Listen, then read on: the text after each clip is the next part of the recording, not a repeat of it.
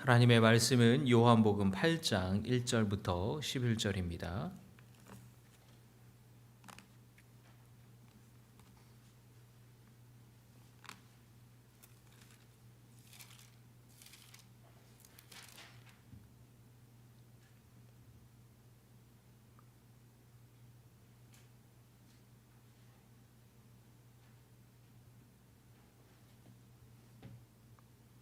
요한복음 8장 1절에서 11절까지의 말씀.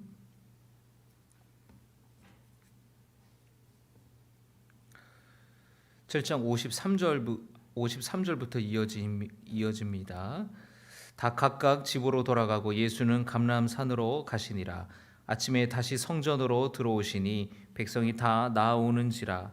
앉으사 그들을 가르치시더니 서기관들과 바리새인들이 음행 중에 잡힌 여자를 끌고 와서 가운데에 세우고 예수께 말하되 선생이여 이 여자가 간음하다가 현장에서 잡혔나이다. 모세는 율법에 이러한 여자를 돌로 치라 명하였거니와 선생은 어떻게 말하겠나이까. 그들이 이렇게 말함은 고발할 조건을 얻고자 하여 예수를 시험함이러라. 예수께서 몸을 굽히사 손가락으로 땅에 쓰시니 그들이 묻기를 맞이 아니하는지라. 이에 일어나 이르시되 너희 중에 죄 없는 자가 먼저 돌로 치라 하시고 다시 몸을 굽혀 손가락으로 땅에 쓰시니 그들이 이 말씀을 듣고 양심의 가책을 느껴 어른으로 시작하여 젊은이까지 하나씩 나가고 오직 예수와 그 가운데 섰는 여자만 남았더라. 예수께서 일어나사 여자 외에 아무도 없는 것을 보시고 이르시되 여자여 너를 고발하던 그들이 어디 있느냐. 너를 정죄한 자가 없느냐. 11절 같이 봉독하시겠습니다. 대답하되 주여 없나이다. 예수께서 이르시되 나도 너를 정죄하지 아니하노니 가서 다시는 죄를 범하지 말라 하시니라. 아멘. 기도하겠습니다. 곽선래 권사님 감사헌금 주께 올려드리겠습니다. 하나님 함께하여 주셔서 건강 주시고 하나님을 사랑하며 교회를 사랑하며 주의 종을 사랑하고 섬기는 귀한 삶이 되게 하여 주시옵소서.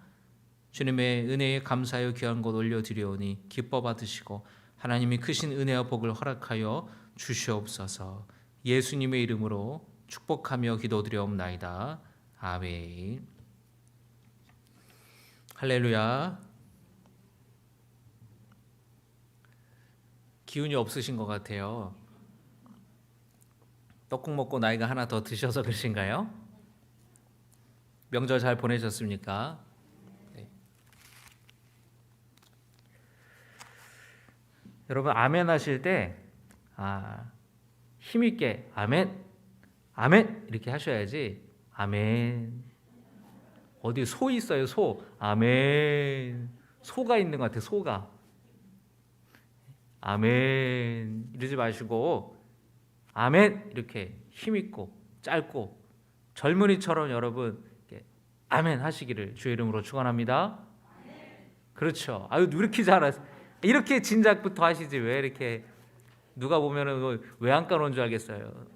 염소처럼 아멘 이러지 마시고 소처럼 아멘 이러지 마시고 젊은이처럼 그렇게 하시기를 주의 이름으로 축원합니다. 예수님께서 이제 그만 웃으셔도 돼요. 예수님께서 아침에 성전에서 말씀을 가르치실 때에 서기관들과 바리새인들이 음행하다가 잡힌 여자를 끌고 와서 예수님 앞에 내세웠어요. 그러면서 그들이 예수님께 물었습니다. 선생이요, 이 여자가 간음하다가 현장에서 잡혔습니다. 모세는 율법에서 이런 죄를 범한 여자는 돌로 쳐 죽이라고 했는데 선생님 생각은 어떻습니까? 예수님께 물었어요. 그들은 예수님을 고발할 구실을 찾으려고 이 여인을 데리고 온 것이었습니다. 아침에 이 여인을 붙잡아 왔으니까 예수님 앞에 끌고 왔으니까 전날 밤에 붙잡혔을 거예요. 그런데 여러분 이 이야기, 이 사건을 좀 보면은 의문이 나는 게 한두 가지가 아니에요. 의문투성이가 한두 가지가 아니에요. 여러분, 이 여인이 간음하다 현장에서 붙잡혔다 그랬습니다. 여러분, 간음을 한다면 여인 혼자 있지 않았을 거예요. 분명히 상대방이 있었을 겁니다. 남자가 있었을 거예요. 분명히 남자와 함께 있었을 텐데 붙잡혀온 것은 남자와 여자 두 사람이 아니라 여자 한 사람만 붙잡혀 왔다라는 거예요. 이게 이상한 점이에요. 신명기 말씀을 보면은 이 간음하다가 현장에서 붙잡힌 사람들에 대한 이야기가 나옵니다. 신명기 22장 23절에서부터 24절을 보시면 제가 읽어드리겠습니다. 처녀인 여자가 남자와 약혼한 후에 어떤 남자가 그를 성읍 중에서 만나 동침하면 너희는 그들을 둘 다 성읍 문으로 끌어내고 그들을 돌로 쳐 죽일 것이니 그 처녀는 성 안에 있으면서도 소리 지르지 아니하였으며 그 남자는 그 이웃의 아내를 욕보였음이라. 너는 이같이 하여 너희 가운데에서 악을 제할지니라.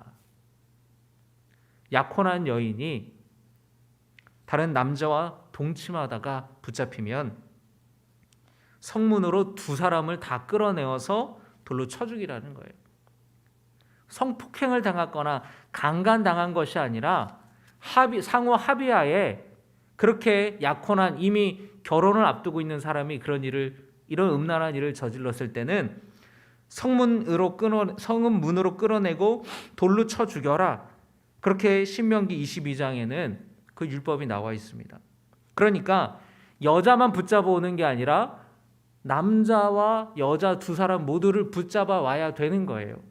그게 법이에요. 그런데 남자는 어디 갔는지 있지도 않고 지금 여자만 붙잡혀 온 것입니다. 왜 여자만 끌려왔는가? 두 가지 우리는 생각을 해볼 수 있습니다. 첫째는 현장에 발각됐을 때 남자가 혼자 자기 살겠다고 도망쳐버린 거예요. 그런데 만약에 그렇다면 서기관들과 바리새인이 이 여인을 끌고 올 것이 아니라 누구를 잡으러 가야 되는 거예요? 도망친 남자를 잡으러 가야 된다는 거예요. 그렇지 않았다라는 거죠. 그러니까 여기 뭔가 음모가 있다라는 것입니다. 그래서 이 서기관들과 바리새인들이 예수님을 고발하기 위해서 음모를 꾸민 거예요. 남자 하나를 돈을 주고 사서 이 여인과 동침하게 한 다음에 바로 그 사건 현장을 급습한 거예요. 덫을 놓은 거예요. 이 여인이 함정에 걸린 거예요. 그래서 남자는 사라지고 여인만 붙잡아서 예수님 앞에 끌고 온 것입니다. 끌고 와서 하는 얘기가 뭐냐? 이 여자를 어떻게 해야 되는 거냐는 거예요. 여러분, 서기관들과 바리새인들은 성경 말씀에 대해서 빠삭한 사람들이에요. 그러면은 그냥 그 말씀대로 성읍 문 밖으로 끌어내어서 돌로 치면은 되는 것입니다. 왜 굳이 예수님 앞에 데리고 온 것이냐? 예수님을 곤란에 빠뜨리기 위해서, 난처하게 만들려고, 고발할 구실을 만들려고 굳이 예수님 앞에 이 여인을 끌고 왔다라는 것이에요. 함정에 걸린, 덫에 붙잡힌 이 여인을 끌고 온 것이에요. 왜냐? 여러분 보세요. 율법에는 반드시 이 여인을 돌로 쳐 죽이라고 되어 있습니다. 만약에 예수님께서 율법에 이른 대로 여자를 돌로 쳐 죽여야 합니다 라고 말한다면 사람들은 지금까지 예수님이 죄인들의 친구라고 믿었어요. 죄인들을 품어주시는 그 예수님의 사랑과 용서를 거기에 감명을 받고 예수님을 따랐습니다. 근데 그런 예수님이 그냥 법대로, 율법대로 저 여인을 돌로 쳐 죽이십시오 라고 말한다면 사람들은 실망해서 떠날 거예요. 예수님의 평판이 나빠지기를 원했습니다. 그래서 서기관들과 바리새인들이 그렇게 오도 가도 못하게 사건을 조작을 한 거예요. 또 당시에 유대를 지배했던 로마 제국은 사람에게 사형시킬 수 있는 권한을 유대인들에게서 빼앗아갔습니다. 그러니까 돌로 쳐 죽이십시오 얘기하는 것은 율법은 지키는 것이지만 로마법은 어기는 거예요. 반대로 이 여인을 용서해야 된다. 예수님이 평소에 말씀하셨던 용서와 또 사랑에 대한 그 메시지로 이 여인을 용서해야 됩니다. 이 여인을 죽이면 안 됩니다. 라고 말한다면 모세의 율법, 그 신명기 22장의 말씀을 어기는 것이 되기 때문에 예수님을 붙잡아서 종교재판에 고발을 하려고 했던 거예요.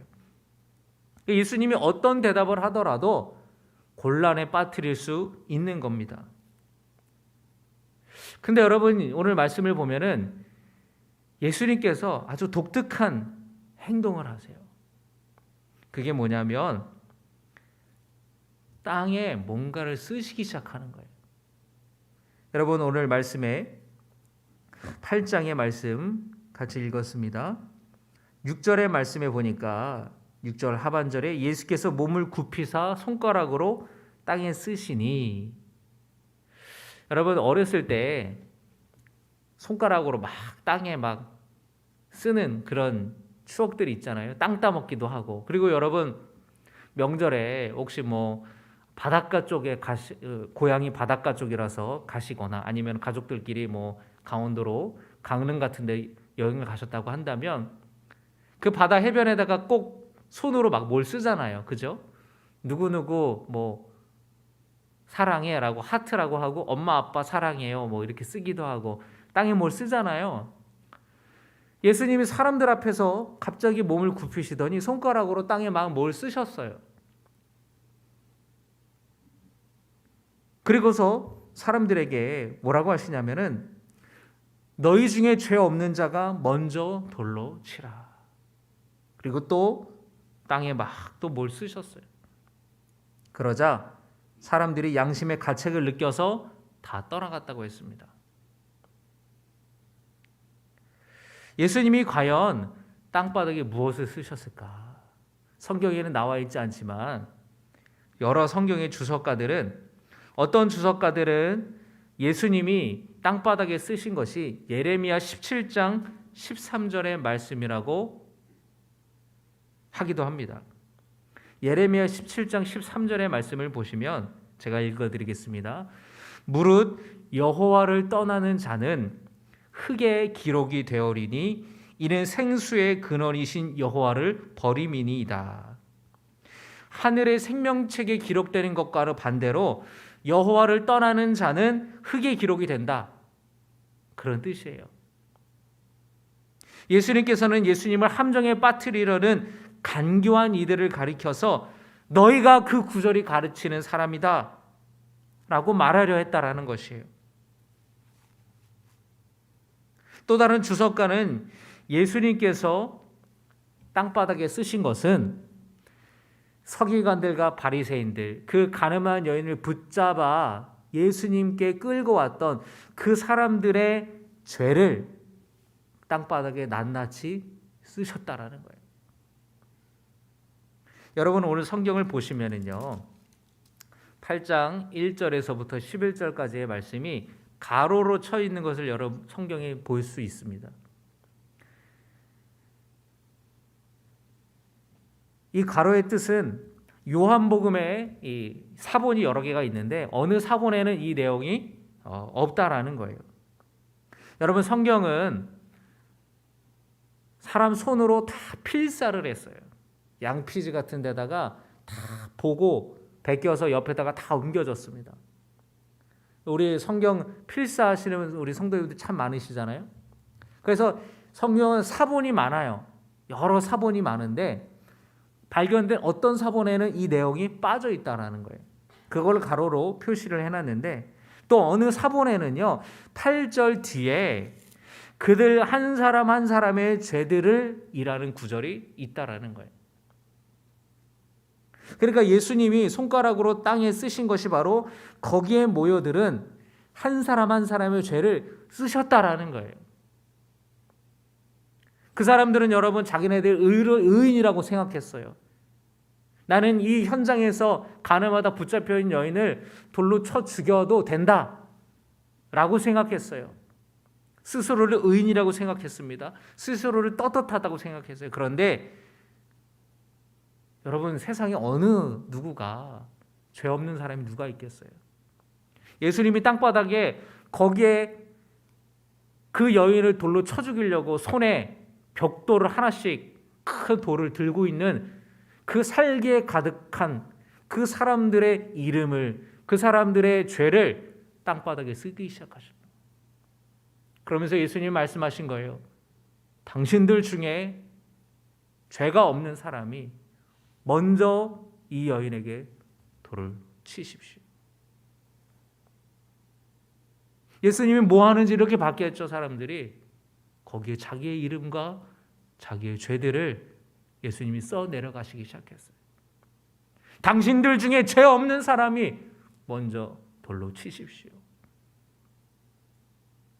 예수님의 그 말씀에 어느 누가 내가 죄인이 없다고, 나는 죄인이 아니라고, 나는 떳떳하다고, 나는 하나님 앞에 나는 완벽한 의인이라고 주장하면서 어느 누가 돌을 던질 수가 있겠습니까?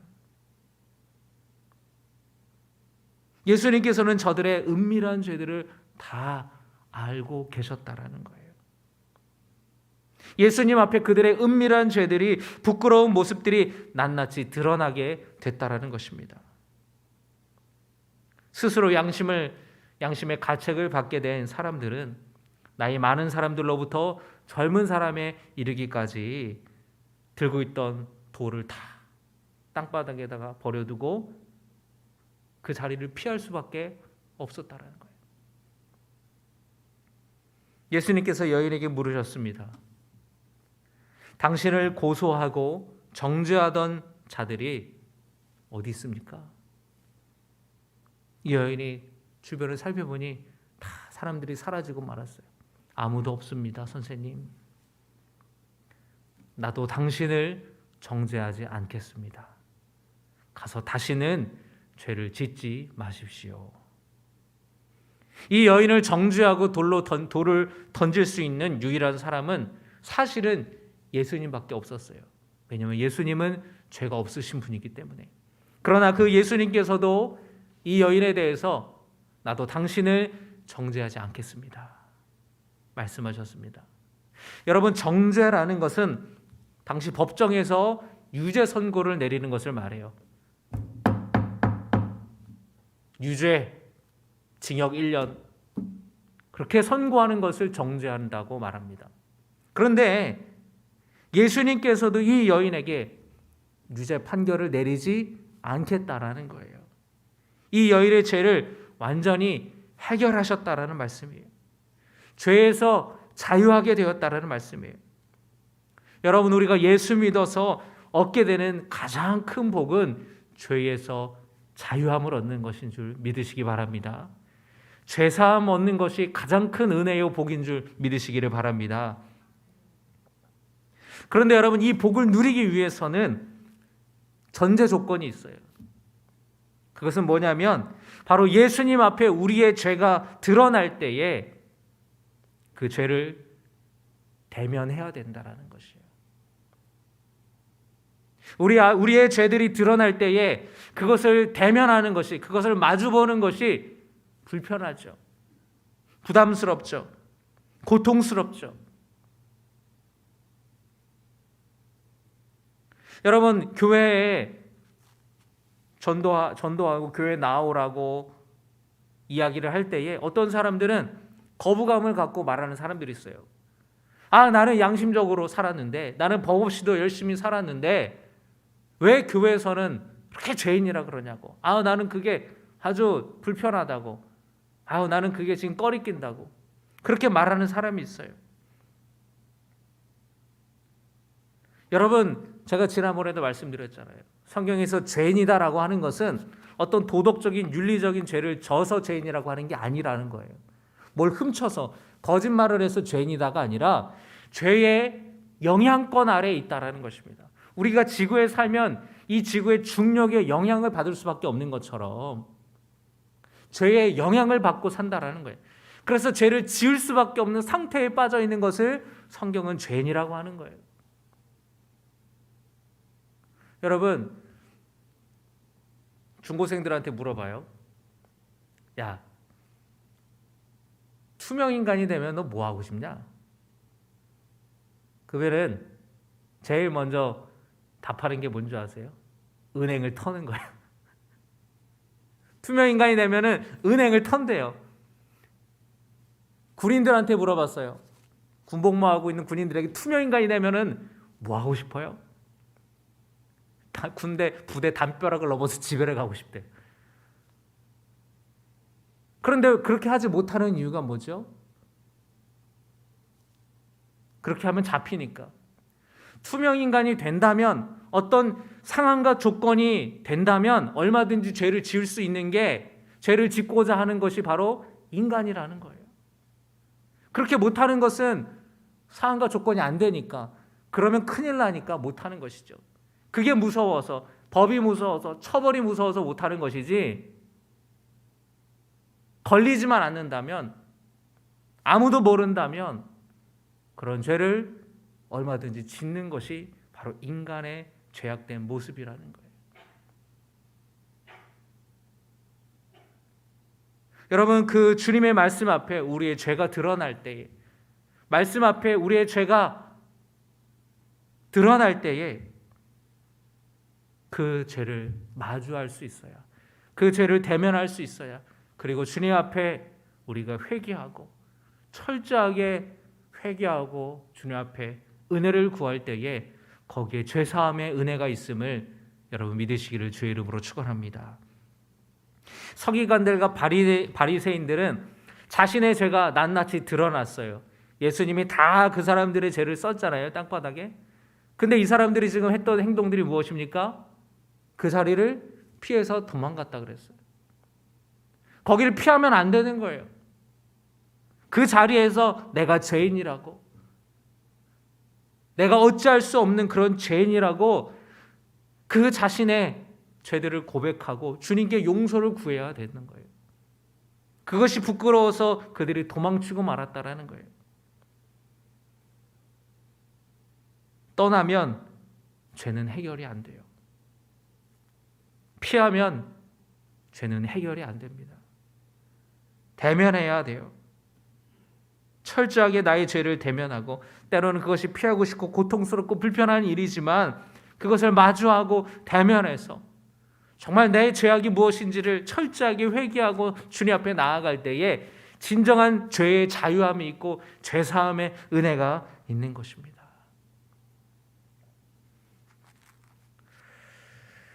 어떤 사람이, 여러분 생각해 보세요. 소화가 잘 안 되는 거예요. 계속 배가 아파요. 계속 설사를 해요. 주변의 가족들이 빨리 병원을 가보라고, 검사해보라고, 그래도 됐대요. 이 사람 마음 안에 두려움이 있는 거예요. 검사했다가 정말 암이라도 발견될까 봐 두려워서 검사를 받지 못하는 거예요. 근데 여러분, 정말 그래서 병원을 가지 않는다면 여러분 어떻게 될까요? 그 병이 처음에는 염증이겠어요. 간단한 시술로, 간단한 수술로 금방 고칠 수 있는 거예요. 그런데 그게 두려워서 병원을 가지 않는 거예요. 병원에 가면 의사가 진단을 내리고 처방을 해야 되는데 큰일 날까 봐, 그게 두려워서 병을 키우면 그게 정말로 만약에 암이 된다고 생각해 보세요. 염증이 커지고 곪고. 여러분, 우리가 우리의 몸이 아플 때에 의사에게 가서 진단을 받고 그 병을 마주해야 돼요. 그렇구나, 내 안에 병이 있구나, 내 안에 지금 어디가 좋지 않구나. 그러면 수술을 받든지 치료를 받든지, 그래서 그걸 잘라내든지, 그래야 회복이 되는 거예요. 주님 앞에서 우리의 죄를 마주쳐야, 대면해야 주님 앞에 회개할 때에 진정한 용서가 있다라는 것입니다.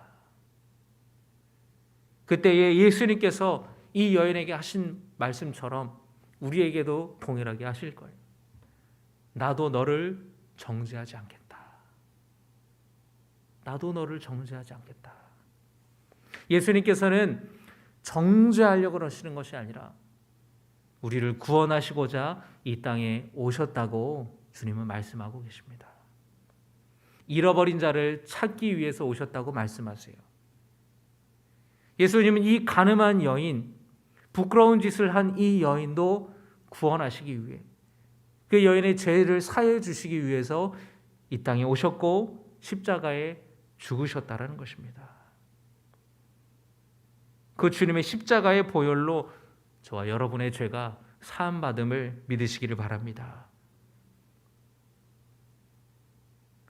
나의 죄를 깨닫고 회개하고, 그리고 더 나아가서 우리가 다른 사람에 대해서 정죄하는 것이 아니라 예수님의 마음으로 긍휼히 여기고 용서하는 삶이 되시기를 주의 이름으로 축원합니다.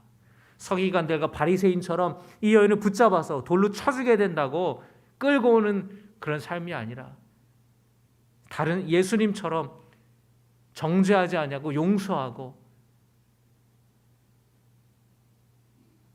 구원받는 그런 사람이 될 수 있도록 우리가 그렇게 정죄하지 않냐고 예수님의 마음으로 다른 사람들을 생각해야 된다라는 것이에요. 우리 말씀을 기억하면서 우리가 주님 주신 말씀을 기억하시기를 주의 이름으로 축원합니다. 기도하겠습니다. 하나님, 예수님 앞에 우리 죄가 해결되어야 합니다. 그것을 바라보는 것이 불편하고 어렵지만 마주하고 대면해야 해결됨을 믿습니다. 주님께서 깨닫게 하여 주시고 생각나게 하시는 죄를 고백하며 용서를 구할 때에 주님의 십자가의 보혈로 우리를 깨끗하게 하여 주시고 용서하여 주심을 믿습니다. 또한 하나님, 우리가 살아가다 보면 서기관들과 바리새인처럼 다른 사람들을 정죄할 때가 있습니다. 정죄하고자 하는 마음이 있을 때가 있습니다. 다른 사람의 죄를 보기 이전에 내 모습을 먼저 볼 수 있게 하여 주시옵소서. 예수님의 이름으로 기도드리옵나이다. 아멘.